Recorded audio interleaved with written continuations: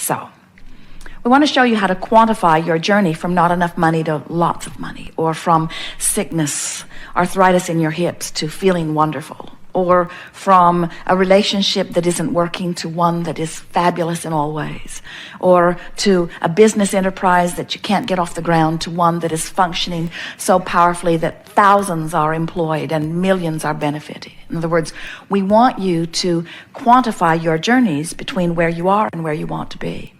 And the way you do that is by being aware that every indication to you is vibrational, and by understanding what the indicators are. This is always true. What I think and how I feel and what manifests is always a vibrational match. But here's the big kicker.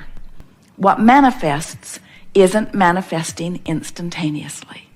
So you've got all this leeway that makes you sloppy. If you thought a negative thought and a brick would fall on your head every time, you'd clean up your thinking.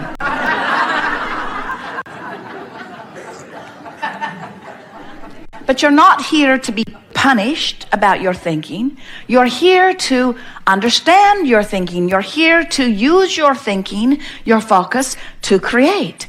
And it is such a delicious experience to come into conscious awareness that what I'm thinking right now and what I'm feeling about it is setting into motion something in my vibrational future. And what I'm thinking right now, most important, what I'm thinking right now is bringing me close to many things that are already in my vibrational future.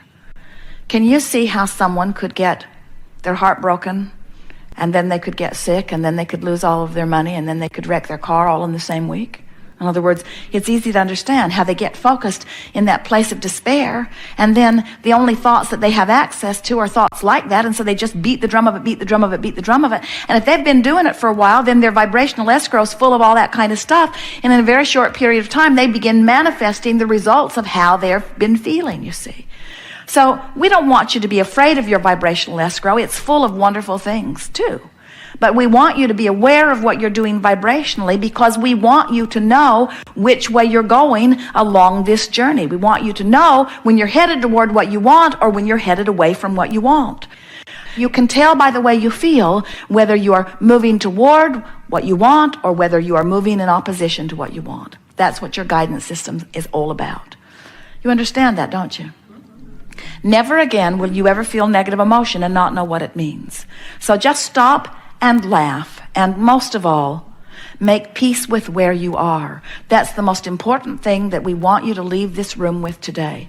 Because if you're here relative to money, or relative to abundance of any kind, or relative to wellness, or relative to relationship, if you're here and you want to be here, and you're condemning the fact that you're here, you cannot budge at all toward what you want, because your condemnation of where you are is holding you so much here. It's as if you've got your feet nailed to the floor.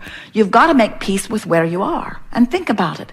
When you give yourself a break, or when you give somebody else a break, when you try to make it better, when you try to make the best of something, don't you feel relief when you do that? Have you ever made a mistake? And have you ever been in a situation where someone whose opinion you care very much about noticed that you had made the mistake? And then, have you ever had the benefit of that person who you care very much about their opinion, who saw you make the mistake? Have you ever seen them laugh and say, "Isn't that the way we all do?" Esther tells people, the reason I'm so smart is because I've made all of those mistakes. I made them all. And then she offers a joke, like the one-armed alligator wrangler, she says, we learn as we go. In other words, looking for a way or a reason to diffuse the feeling. And when someone does that in the midst of your feeling uncomfortable about your mistake, what do you feel? You feel relief, don't you? In other words, someone has helped you make peace with where you are. When you try to make the best of something, you move closer into vibrational alignment with what you want. When you try to make the worst of it, you're moving in opposition. So why does anybody make the worst of it? Why do you make the worst of something? Well, you make the worst of it because every fiber of your being knows that things are supposed to go well for you. And when they're not going well, you're sort of freaking out because you know it is supposed to be better. And you've also had so many people say, now, why did you do that? And so you've gotten in this habit of explaining. Because, most of the people around you don't really remember about this vibrational stuff. Most of the people around you are living very conditional love. They tell you, I live unconditional love, but they don't. What they're living is, when I see that condition, I feel good, so I'll vote for that. When I see that condition, I feel bad, so I'll vote against that. We'll do everything in our power to get that away from us. And we say, that's very conditional love. That's saying, change the condition so that I can have a better feeling response to the condition. And it never works. It never ever works, because when you're looking at the condition that needs to be changed, you're activating the condition that needs to be changed in you, and you are becoming more of the problem that you're wanting to solve. That's why terrorism is becoming more. In other words, you just cannot kill everybody that doesn't agree with you. You can't do it. You'll kill enough of them, and pretty soon you'll be down to the nitty-gritty that is just you guys, and you'll start disagreeing with each other. In other words, you cannot get to where you want to be by pushing against what you do not want. It never, ever works, you see. So what do you do? What do you do when you're standing in the midst of a culture, an environment, or a house, or a marriage, a relationship, a situation where you clearly see things that you do not want to see? What do? They make you feel bad when you see them. Don't you want to instruct those people to clean up their act? Little Kate, granddaughter Kate, 3 years old, adorable in every possible way. Esther looks at her and turns inside out with love. Kate is the perfect being. She is so lovable. So easy to love. Just look at her. Just listen to her. Just remember her. Just think about her in any way, upside down, all around. Just think about her. And love radiates from you. And shouldn't everybody damn well be that way? In other words, shouldn't everybody be that lovable? When you got a lovable one like that, sure makes you not like the ones that aren't lovable very much. And don't they all owe it to you to be just that lovable? And we say, therein lies your problem. There are lovable ones that you love, and then there are not lovable ones that you hate. And then you demand that they change the way they be so that you can feel better. And we say, oh, what a big job you have. Just when you get your son understanding what you need to be happy, trained really well, he meets some girl and does what she wants.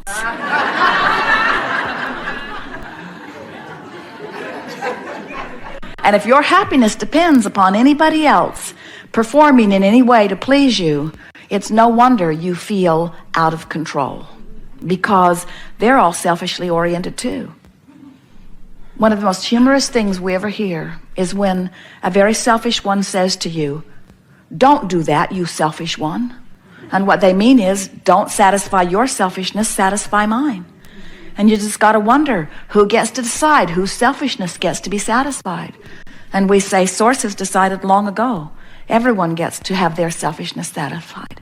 Every perspective of self is of paramount importance to Source. And when you are in alignment with your own desire, your world will be perfect. When you think about it, if every point of consciousness standing in every situation were preferring something and Source was answering every preference, then wouldn't the whole be better off? So how is it that you got in competition with one another? How is it that you came to believe that if he gets what he wants, somehow I'm deprived of what I want? Why do you put yourself in competition for the same prize when the resources are infinite? In fact, the resources expand exponentially to the percentage or the perfection of your desire. When you want it, if this time-space reality has given you the facility to desire it, to identify it, to want it, this time-space reality has the facilities to provide it for you in manifestation. You couldn't want it if it wasn't possible to get it, you see. So when you understand that you are not in competition for any resources at all, you never say, well, I have been well for the last 10 years, 20 years, 30 years. I've been well for as long as I can remember. So I'm going to be sick for the next 10 years and allow some poor sick person to have my share of wellness. You don't do that, do you? Why not? because you don't see the relationship between your receiving of the wellness and their not receiving of it. You don't think you're sucking up the wellness. And yet, relative to abundance or money, you often think that the rich guy's getting more than his fair share. So you want to chop up the pie and distribute it evenly, only to discover that it all ends up back in his pile again really soon. So you divide it all up and spread it all out evenly again, and it all ends up over in his pile again very soon. And you say, what's going on? I must not be worthy. And we say, no, you're just beating the drum of not enough money. He's beating the drum, money comes easily to me. He's beating the drum that says, they can't take it away from me as fast as I can earn it. He's beating the drum that says, this is an abundant universe and all good things come to me. And it's fun to figure out how to let it in. And I'm not taking score of my well-being by my money. I'm taking score of my well-being by how good I feel. And this is really fun. I'm really enjoying the money flowing into my experience. It's a poor guy over here saying, you've got all the money. You've got all the money. How come you've got all the money? Why do you think he's got all the money? You get a few billion people complaining that he's got all the money. Sure, he's going to get all the money. In other words, the things you vote most against, you're really voting for the other side. When you vote against somebody, when you push really hard against something that you do not want, you're holding yourself in vibrational discord to something that you do want. In other words, you help the other guy win over and over and over and over in pushing against what you do not want. Well, this has been fun. We are eager to talk with you about anything that is important to you. We want to help you to realize that you are the creator, that you are the vibrational attractor, that you have guidance within you, and we will show you how to move up the emotional scale. Can you separate the pain that you're feeling in your body from the emotion that you're having about it? Is it possible to hurt in your body and feel hopeful? It is. And when you separate the emotion from the physical action state of being, is it possible to be bound in traffic that is not moving at all and be happy? Or when you're bound in traffic that is not moving at all, to just owe it to the world to be frustrated out of your mind? Frustrated out of your mind, practice it often enough, and you will be bound in traffic everywhere you go, even where there usually is not traffic that is binding. The universe will find a way of helping you to rendezvous. You'll brush your teeth just that much longer. You'll take that one more phone call, or you'll forget what you're doing and turn left instead of right, and you'll find yourself right in the middle of what you've been practicing vibrationally. But if you're sitting in traffic and you're enjoying what you're hearing on the radio or on your tape player, if you are sitting in traffic and you're singing with your kids, looking at the flowers out the window, making the best of your moment, making peace with where you are and choosing your vibration rather than letting the conditions choose your vibration. In other words, you're doing your own thinking. You're not just responding to conditions. You're thinking in spite of conditions or along with conditions. Can you feel the difference? When you start thinking, regardless of the conditions will change. But if you only think about the conditions, nothing can change for you. You see it, you comment on it, you see it, you think about it, you see it, you tell others about it, you see it, you remember it, you see it, you comment on it, you see it, you tell others about it, and then it actualizes around you and you say, well, it's true. Shouldn't I tell the truth? And we say there are plenty of truths that make your heart sing and plenty of truths that make you feel sad. Tell the truths that make your heart sing and ignore the rest. Easier said than done, we know, but that is your work. Your work is to care so much about the way you feel that you are not willing to put up with anything that doesn't feel good. Not anything. Not a squeal in your sound system. Not a nagging wife.